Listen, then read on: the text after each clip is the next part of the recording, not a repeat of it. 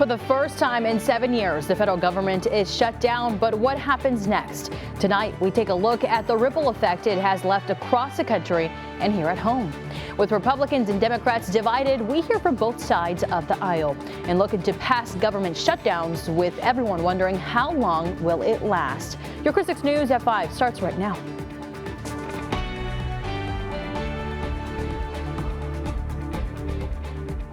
Well, thank you for joining us. I'm Clara Benitez Cortez. As of 12:01 a.m. this morning, the government officially shut down. But the question is now, for how long?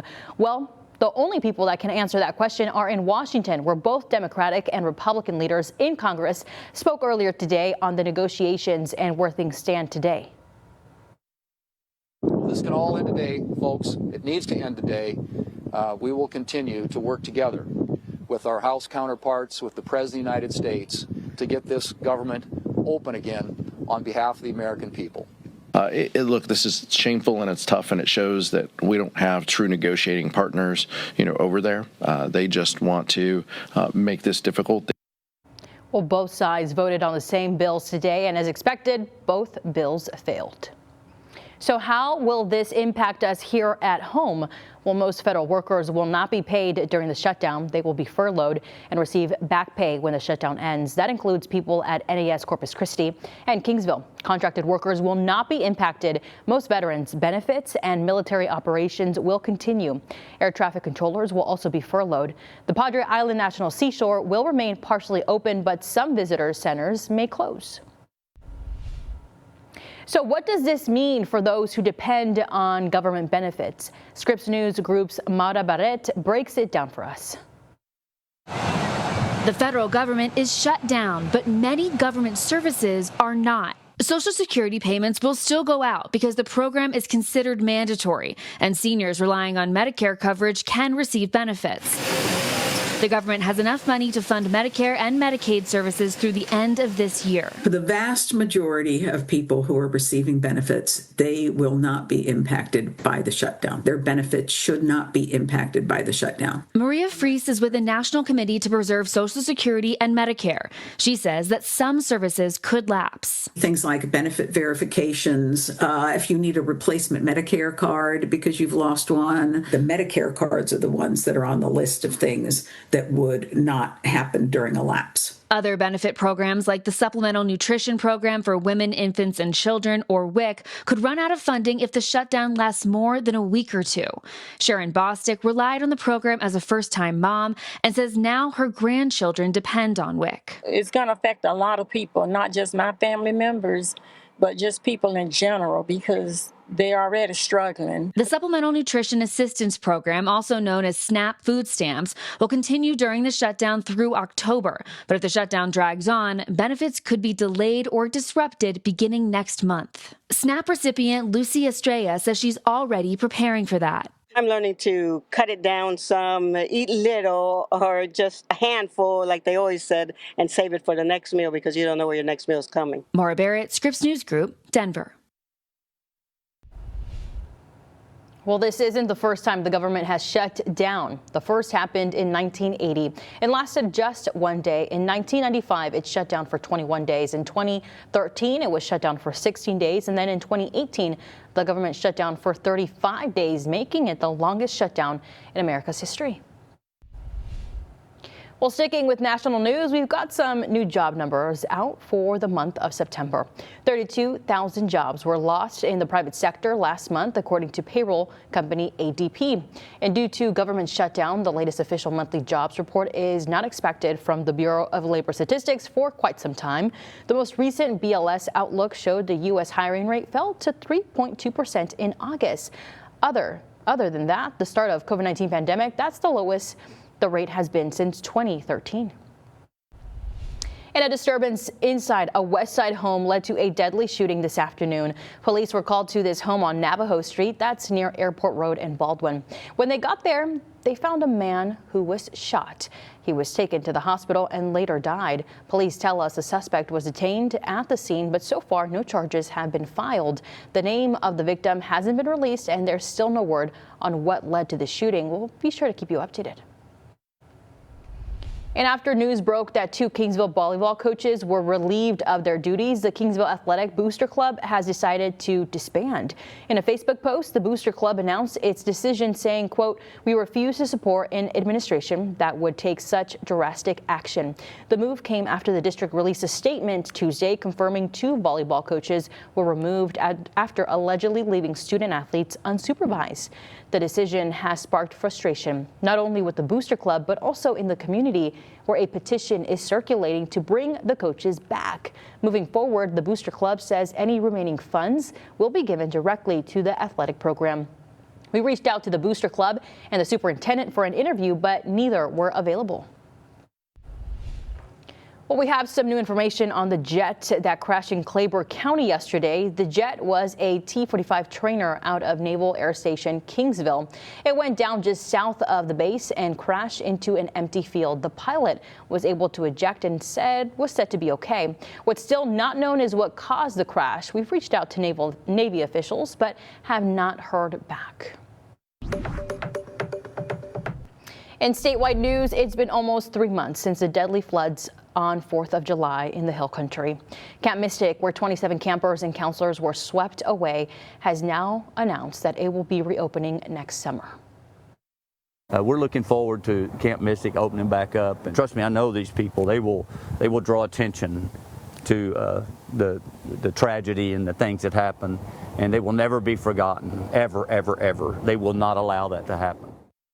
Now, for the families who lost their daughters in the floods, it feels far too soon. Many writing letters to Camp Mystic, including Cece and Will Stewart, those whose 8-year-old daughter Seal is still missing. The 2 writing in part, "You are preparing to invite children to swim in the very river that may still hold our daughter's body when you plan to open your gates." Now, here in the Coastal Bend, we had a nice break from the humidity. Stephanie Lauber joins us from the Weather Center with the rest of the week, and hopefully it's shaping up to be a nice one. Steph? Well, you know, we have some good news and some I can't dress it up, the humidity is coming back news. So we are just going to roll with it. The fall feeling is going to end now that we are in spooky season, the start of October. So have a view from the bird's eye view. It's a couple of clouds that have really just popped up this afternoon. We have seen fewer and fewer clouds each afternoon. There's a lot of dry air above our heads, but we have been enjoying relatively dry air here at the ground level too. That's what's made the afternoons feel so much more comfortable and inviting. And of course, those crisp, comfortable mornings, Chris might be going a bit far, but it's been feeling really great outside. All good things must come to an end, so we're going to start seeing changes in that regard with more humidity coming back, and it's happening right now. You may feel that even outside. Temperatures are in that low 90s range, but it's not quite as enjoyable as it has been the past couple of days. And these beautiful mornings that have been starting off in the 60s, that's going to get a little more warm. In fact, I think we may have some patchy fog to contend with for tomorrow morning's commute, but since we wrapped up the month of September, let's talk about how the rainfall situation tallied up. We were behind, receiving only about half the rain we typically expect during September, so our yearly deficit now at about 8.5 inches. I'll tell you about some rain chances, though, coming up in the 7-day forecast in just a few. Well, Steph, thank you. An island couple says they have been trying for years to get some sort of relief of an overgrown lot right next to their property. Larry and Kathy DeMalde tell Neighborhood News reporter Tony Hadamil the last time this lot on Tesoro Drive was mowed was around 2 years ago. They say it's an eyesore, but that isn't the worst part. And there's snakes. And I saw one, and it was very scary. So I don't even like to take the trash out, you know. And then back in the back, there's possums in there that get in our yard. And we have fig trees, and they just tear up the figs. Well, Chris 6 News reached out to the city, who says code compliance does not have an abatement program for the fiscal year, meaning they cannot take care of this lot. And the Beeville Independent School District is engineering a career path for its students with a lot of help from A&M Corpus Christi. Earlier today, the school district and the Island University signed an agreement for a dual credit partnership agreement. This will select certain students from A.C. Jones High School to access the courses in land surveying and geospatial engineering. Those courses will give the students the knowledge and industry certification to enter the workforce immediately after graduating from high school. There are jobs here in the Coastal Bend for land surveying and geospatial engineering that are going unfilled. And these students have the potential to stay in the Coastal Bend, have careers in the Coastal Bend, high-paying careers, high-impact and need careers, and these skill sets are preparing them for those careers. Well, AC Jones high school students who enrolled in the dual credit program will be able to take online courses from their home campus. The industry certification they will get even allows them to fly drones. Well, National Night Out kicks off tonight in Robstown. Coming up next, we'll speak with Neighborhood News reporter Stephanie Molina, who is live at the Richard Borchert Fairgrounds. We'll hear from her when we come back. You're watching Chris 6, part of the Scripps News Group. National Night Out is taking place tonight at the Nueces County Fairgrounds in Robstown. And the Nueces County Sheriff's is hosting the kickoff. That's at the Richard Borchert Fairgrounds. Now we're joined live by Neighborhood News reporter Stephanie Molina at the Fairgrounds in Robstown. Stephanie, what can you tell us about this big event taking place tonight? Yes, Clara. Well, as you can see, it's getting really packed here. The event just started. It's a 5 to 8 event, and as you can see, people are coming in. There's vendors, there's community members, and there's also a lot of first responders. And actually, I have someone here very important for you guys to meet. I have here Rudy Gonzalez. He is a canine handler, and he's going to tell me a bit about who we have here. Rudy, if you could tell me, who do we have here right now? Yeah, so this is Canine Hera. This is Canine Hera. She's my partner. We've been partnered for about 6 years now. She's a dual-purpose canine. She's trained in narcotics detection and tracking and handler apprehension. And why is it important for you guys to have canines, or even to show the community, the children, who they are? I think the biggest thing that we like to come out here is to kind of show the community what we do and why we're able to do what we do because of our partners. They're very highly trained animals that are able to detect a lot of narcotics and odors that we wouldn't be able to find without them, and then also help us in the field with locating subjects. Okay, well, thank you so much, Rudy. And as you guys saw, this is Hera. She's a canine, and as you can see behind us, there's also a lot of games happening. So, we'll be out here. This event is 5 to 8, so you still have time to come out here. So just remember, this is at the Richard M. Borchert Fairgrounds at Exhibition 8. I'll send it back to you. All right, Stephanie, thank you so much. We'll talk to you again at 6 o'clock. All right, we're going to have to get Hera in the dog walking forecast. We love a pup with an important job. Well, time to take a look outside of the traffic, and our SPID camera looks to be like a good ride out there. Things are moving smoothly, so we'll take you to those traffic maps right now and show you that. Coming along, 37, the usual kind of folks figuring out where they need to go, slowing things down a little bit, but nothing too bad. Where SPID and the Crosstown interchange, there's a little bit of stop and go, nothing too crazy out there. And along Saratoga, we are seeing a little more activity from about the Crosstown out past Mary Carroll High School to about Weber. So expect a little bit of a slower commute along Saratoga if that's part of your commute home. Weber and Staples are heavier with that congestion this evening, so be patient. Maybe take Airline as an alternate. As you head out, make sure you stay safe and drive safe. Stick around, I've got your forecast ahead. Now, your Chris 6 weather forecast. Every day we try to show you some views from the Chris 6 Neighborhood Weather Network, and we told you that we were giving one of these away, a Tempest home weather station, and you know what? We did that just last night. So Damiana Peña was our winner. We gave her prize last night, and so we've got one more strong in the Chris 6 Neighborhood Weather Network. I want to thank everybody who registered to win in the contest. We had 739 entries, so random selection gives us another one on the south side. But let's talk about some of those readings from the Neighborhood Weather Network. Of course, brought to us by USA Foundation Repair. So in the Beeville neighborhood, here's how temps have been panning out. 93 off Hilltop Road, 92 from our Beeville neighborhood station, and 92 off FM 504. These have been more palatable lower 90s during the afternoon time frame because we have been missing that humidity, and I don't know if anybody really misses it too much, but we have been without as much humidity, but that changes tonight.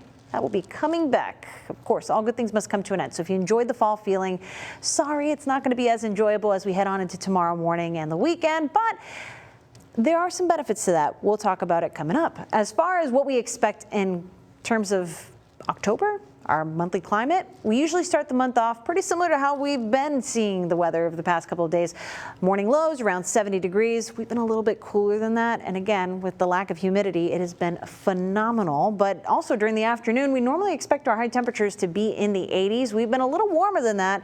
But since it hasn't been as humid, it has been something you're probably not complaining about. Well, if you are, I know a lot of folks have told me, when are we getting that first cold front? Here's a little bit of hope. By the end of the month, Halloween, we usually see mornings around 61 and afternoons around 81. So that's something to look forward to over the course of the next 30 days. And for this month, we actually pick up a decent amount of rainfall, a little over 3 inches of rainfall expected. Hopefully we can get that. But in order to have rain, we need water in the air around us. Enter humidity. We like to measure that with dew point temperatures, kind of compares how much water is in the air in relation to the temperature. We have been avoiding those 70-degree dew point temperatures in the oppressive range, air you can wear. That is already coming back as we speak. We've got one on the board there in Port A, almost there along most of our coastal neighborhoods. So as we go into the overnight, it won't be as crisp out there. You'll notice more of the air you can wear, meaning as we go down from around 90 degrees, where most of our neighborhoods are at, we are going to feel a little less comfortable outside. Humidity is going to be around the 90% range, very little in the way of winds overnight. So I'm expecting some patchy fog as we head into the early morning commute. Keep that in mind. Maybe give yourself a little bit of extra time. But during the afternoon, our temperatures won't be as warm because we're going to have a lot more water in the air. That takes more energy to heat and cool. So our morning and afternoon temperatures won't have as much of a spread. Something to keep in mind when it's not as comfortable outside, but the temperature's a little bit lower, right? We're going to talk about some rain chances. Don't expect any tonight, just maybe some patchy fog. We'll bring you that 7-day forecast in just a few. Is it refugio or refugio? Nina Martinez will answer that question after the break.